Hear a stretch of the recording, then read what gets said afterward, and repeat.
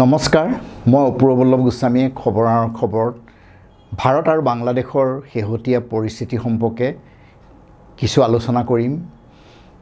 কেন্দ্ৰীয় চৰকাৰে যোৱা শনিবাৰে বাংলাদেশৰ পৰা যিসমূহ বয়বস্তু আমদানি হয়, বিশেষকৈ কাপোৰকে ধৰি অন্য সা-সামগ্ৰী, সেই সা-সামগ্ৰীৰ ওপৰত ইতিমধ্যে ভাৰত চৰকাৰে নিষিদ্ধ ঘোষণা কৰিছে, যিখিনি বাংলাদেশৰ পৰা আহি আছিলে। আৰু শেহতীয়া যিটো বিশেষকৈ বিগত বৰ্ষৰ আগষ্ট মাহত বাংলাদেশৰ সেই সময়ৰ প্ৰধানমন্ত্ৰী শ্বেখ হাছিনাৰ ক্ষমতাচ্যুত হোৱাৰ পৰাই মহম্মদ ইউনুছৰ নেতৃত্বত যেতিয়াই বাংলাদেশৰ চৰকাৰ আৰম্ভ হৈছিল, তেওঁ অৱশ্যে উপদেষ্টা হিচাপে আছিল, মুখ্য উপদেষ্টা, তেতিয়াৰ পৰাই ভাৰত বাংলাদেশৰ যি সম্বন্ধ, সেই সম্বন্ধ ক্ৰমাৎ যেনেধৰণে পূব পাকিস্তান ঠিক তেনেকুৱা পৰ্যায়লৈ গুচি গ'ল এতিয়া ভাৰত বাংলাদেশৰ পৰ্যায়। আৰু শেহতীয়াকৈ চীনে বাংলাদেশত প্ৰৱেশ কৰিছে। বিশেষকৈ চিকেন নেকৰ ওচৰত চীনে লালমণি ঘাটত এয়াৰফিল্ড নিৰ্মাণৰ প্ৰস্তুতি চলাইছে। আৰু এই এয়াৰফিল্ড নিৰ্মাণ কৰিব আগন্তুক অক্টোবৰ মাহত পাকিস্তানৰ এটা কোম্পানীয়ে কৰিব, তেওঁলোককে ঠিকা দি দিছে। গতিকে এই যিটো প্ৰতিবেশী ৰাষ্ট্ৰৰ লগত আজি ভাৰতবৰ্ষৰ যি সম্বন্ধ, যিটো আচলতে কূটনীতি, সেই কূটনীতি ক্ৰমান্বয়ে চীনে আগ্ৰাসন কৰিছে। এই সম্পৰ্কে আমি আমাৰ যিটো সামাজিক মাধ্যম পষ্টত আমি বিতংভাৱে আলোচনা কৰিছোঁ। গতিকে মই আজি যিহেতু নুমলীগড় শোধনাগাৰৰ বিষয়ে কথা পাতিম, কিয়নো নুমলীগড় শোধনাগাৰৰ পাইপ লাইনেৰে বাংলাদেশলৈ ডিজেল সৰবৰাহ হৈ আছে, গতিকে তাৰ সম্পৰ্কতে আলোচনা কৰিম। তথাপিও আমি এইটোৱে ক'ব বিচাৰিছোঁ যে শেহতীয়া যিটো প্ৰতিবেশী ৰাষ্ট্ৰৰ লগত ভাৰতৰ যিটো কূটনীতি, সেইটো ক্ৰমাৎ চীনৰ বাবেই, ৰঙা চীনৰ যি আগ্ৰাসন, তাৰ বাবে আজি মালদ্বীপেই কওঁ, শ্ৰীলংকাই কওঁ বা আমাৰ নেপালেই কওঁ, কিয়নো শেহতীয়া যিটো আমি পাকিস্তান সন্ত্ৰাসবাদীৰ ওপৰত ভাৰতবৰ্ষৰ যি আক্ৰমণ, সেই সময়তো আজি যেনেধৰণে ভাৰতৰ লগত এই প্ৰতিবেশী ৰাষ্ট্ৰকেইখনে সহযোগ কৰিব লাগিছিলে আমি দেখা পোৱা নাছিলোঁ। গতিকে তথাপিও ভাৰত বিৰোধী কাৰ্যকলাপ চলিলে তাৰ বিৰুদ্ধে ভাৰতবৰ্ষই ব্যৱস্থা ল'বই লাগিব। পাকিস্তান যেনেধৰণে আজি চিৰবৌৰী, এসময়ত ভাৰতবৰ্ষৰ আশীৰ্বাদতে জন্ম হোৱা এই বাংলাদেশো শেহতীয়াকৈ ভাৰতৰ বিৰুদ্ধে বিদ্ৰোহৰ নিচিনা কাম কৰিছে, ভাৰত বিৰোধী কাৰ্যকলাপ চলাইছে। কাৰণ শেহতীয়া চীনৰ আগ্ৰাসনৰ বাবে এইবোৰ হৈছে। আৰু সেই আচলতে ফলশ্ৰুতিৰে যোৱা শনিবাৰে ভাৰতবৰ্ষই বাংলাদেশৰ যিবোৰ বস্তু আমাৰ আমদানি হৈছিল, সেইবোৰৰ ওপৰত নিষেধাজ্ঞা জাৰি কৰিছে।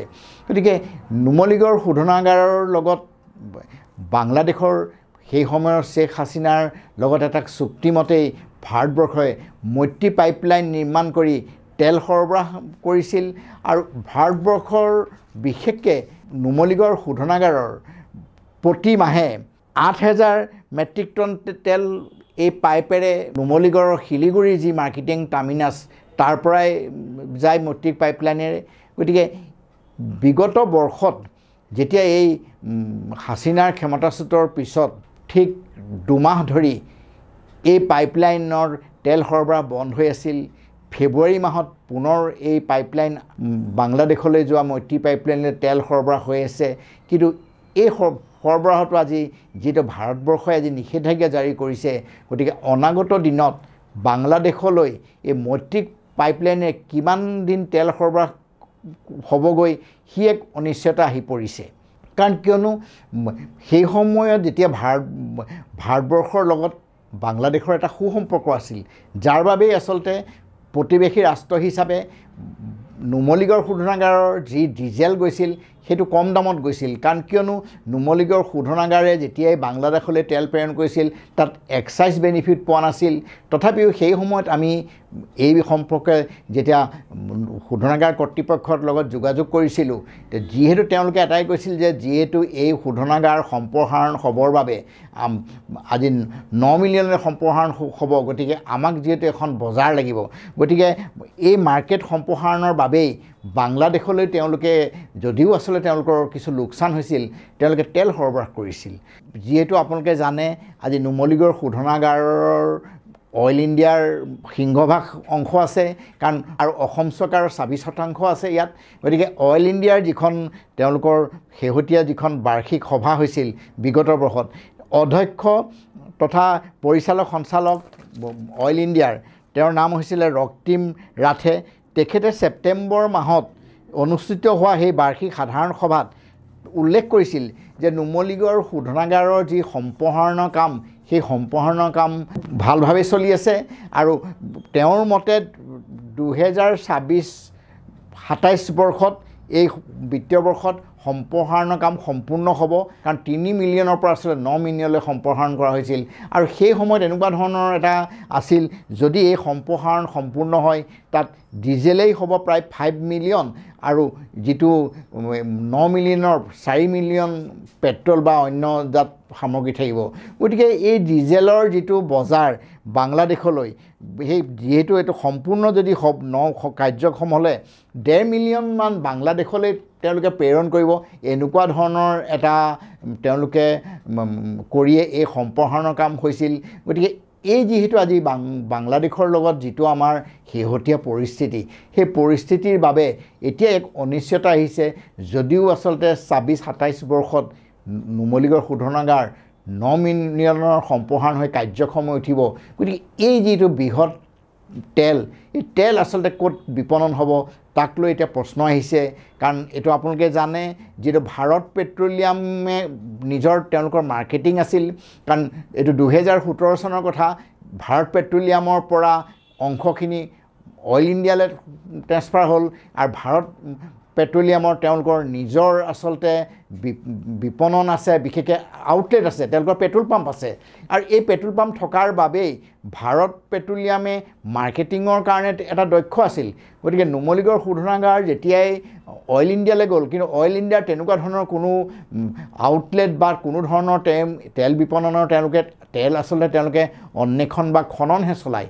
গতিকে এই যিটো আচলতে ভাৰত পেট্ৰলিয়ামৰ যিটো তেওঁলোকৰ আউটলেট, আৰু এতিয়াও আমাৰ মনত পৰে নুমলীগড় শোধনাগাৰৰ নিজৰে প্ৰায় 700 আউটলেট আছিল, কিন্তু তেওঁলোকৰ আচলতে লোকচানৰ বাবে ভাৰত পেট্ৰলিয়ামকে অতি কম দামত, সেই সময়ত আমি এই সম্পৰ্কে এজন সংবাদকৰ্মী হিচাপে আমি এই সময়ত বাতৰি পৰিৱেশন কৰিছিলোঁ যে যিসকল বিষয়াৰ অদূৰদৰ্শিতাৰ এনেধৰণে আচলতে কম মূল্যত ভাৰত পেট্ৰলিয়ামক নুমলীগড় শোধনাগাৰৰ এই আউটলেটসমূহ দি দিব লগা হৈছিল, তাক লৈ এটা তদন্ত হ'ব লাগে। কিন্তু সেই তদন্ত আজি পৰ্যন্ত নহ'ল। সেই আউটলেট এতিয়া ভাৰত পেট্ৰলিয়ামে চলায়। আৰু ইয়াৰ উপৰিও এতিয়াও মনত পৰে 2005 চনত যেতিয়া নুমলীগড় শোধনাগাৰে তেওঁলোকে আচলতে উৎপাদন সামগ্ৰী বিপণনৰ বাবে ৰেলৱেৰ যিবোৰ ৱাগন তেওঁলোকৰ নাটনিৰ বাবেই তেওঁলোকে এডাল প্ৰডাক্ট পাইপলাইন শিলিগুৰিলৈ নিয়াৰ যেতিয়া প্ৰস্তাৱ হৈছিল, আমি তেতিয়াও আচলতে শিলিগুৰি সলনি বক্সিহাট বা শ্ৰীৰামপুৰত পতাৰ কথা কৈছিলোঁ, যিহেতু আমাৰ ইয়াত বিক্ৰী কৰাৰ কথা থাকে।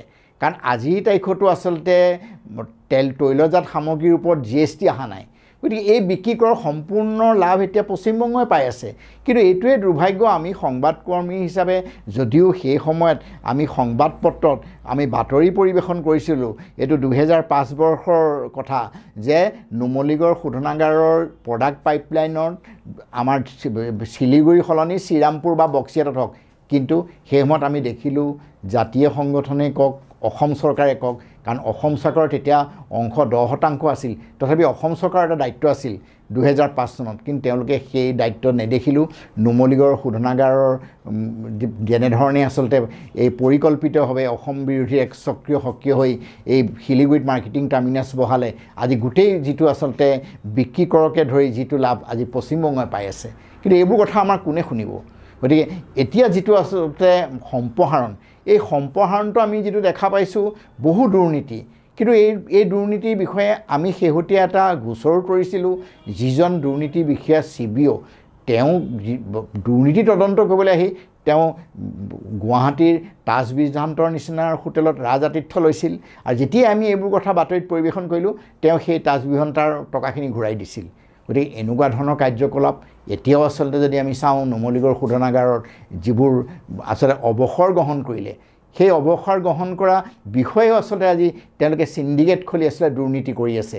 এইবোৰ আচলতে আমি কোৱা কথা নহয়, এইবোৰ সংবাদ মাধ্যমত বাতৰি পৰিৱেশন হৈছিল তাৰমানে। কিন্তু ইয়াৰ পিছত আমি দেখিলোঁ শোধনাগাৰ কৰ্তৃপক্ষই হওক বা অসম চৰকাৰে হওক, ইয়াৰ বিষয়ে কোনো আজিৰ তাৰিখত যে এনেকুৱা ধৰণৰ এটা দুৰ্নীতি হৈছে, এনেকুৱা যে চিণ্ডিকেট চলি আছে শোধনাগাৰ, কোনো আচলতে এনেকুৱা তদন্ত নাই আৰু যিজনে সিন্ডিকেট চলে তেওঁৰ নাম ওলাই গৈছিল সংবাদ মাধ্যমত ধীৰেন হেণ্ডিক বুলি এতিয়া আমি শেহতীয়া জানিব পাৰিছোঁ যে অসম চৰকাৰে যিটো অসম গেছ কোম্পানী তাৰে তেওঁক আকৌ সেই ৰিটায়াৰ্ড যিজন এতিয়া নুমলীগড় শোধনাগাৰ যোনে সিন্ডিকেট চলাই আছে তেওঁকে তাৰ আচলতে এজন সঞ্চালক বনাই থৈছে গতিকে শেহতীয়া যিটো আজি বাংলাদেশৰ যি পৰিস্থিতি এই অনাগত দিনত এটা অনিশ্চয়তা আহিছে গতিকে আজি শোধনাগাৰৰ বিপণনৰ কাৰণে তেওঁলোকে কি নতুন চিন্তা ল'বই লাগিব কাৰণ বাংলাদেশৰ ভৰসাত থাকিব নোৱাৰে আৰু একে সময়তে আমি যিটো আচলতে বাংলাদেশৰ আজি ভাৰত বাংলাদেশৰ যিটো সীমান্ত যে আজি হয় কৰিমগঞ্জৰ নাম শ্ৰীভূমি হ'ল কিন্তু কৰিমগঞ্জতে আজি 4 কিলোমিটাৰ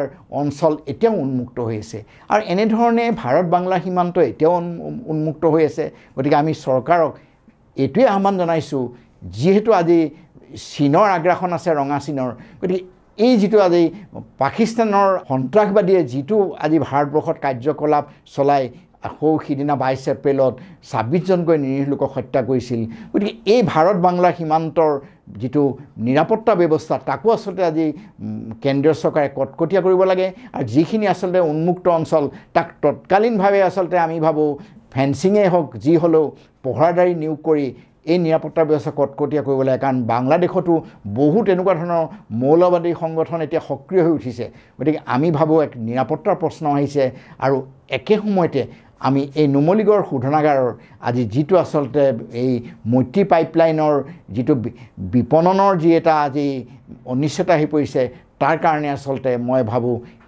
ভাৰত চৰকাৰে এটা বিকল্প ব্যৱস্থা গ্ৰহণ কৰিব লাগিব নহলে যেহেতু আজি অইল ইণ্ডিয়াৰ সঞ্চালকে কৈছেই যে 26-27ত যেহেতু এই নুমলীগড় শোধনাগাৰে সম্প্ৰসাৰণৰ কাম সম্পূৰ্ণ হ'ব যেটা 9 মিলিয়ন সম্পূৰ্ণ হ'ব গতিকে আমি সেই মাৰ্কেটিঙৰ কাৰণে আমি এখন নতুন বজাৰৰ বাবে আমি চিন্তা চৰ্চা কৰিব লাগিব গতিকে আজি খবৰত আমি ইমানতে কৈ আজি মুখনি মাৰিছোঁ পুনৰ এটা আকৌ নতুন বিষয় লৈ আপোনালোকৰ মাজলৈ আহিম নমস্কাৰ